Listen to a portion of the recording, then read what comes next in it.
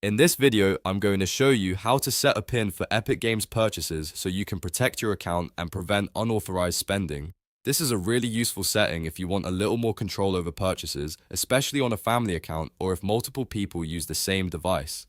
It only takes a few minutes, and once it's set up, you'll have an extra layer of security every time a purchase is made. If this tutorial helps, make sure to hit the like button and subscribe for more step-by-step guides. Alright, let's get started. First, open your browser and go to the Epic Games website. Once you're on the homepage, look to the top right corner and click your profile icon. This will open your account options. From the menu, select Account. You should now be taken to your Epic Games account settings page. On this page, look for the Parental Controls section. This is where Epic Games lets you manage restrictions and purchase protection settings for the account. Click into Parental Controls, and if they are not already enabled, turn them on. Epic Games may ask you to verify your account or confirm certain details before continuing, so follow any prompts that appear on the screen.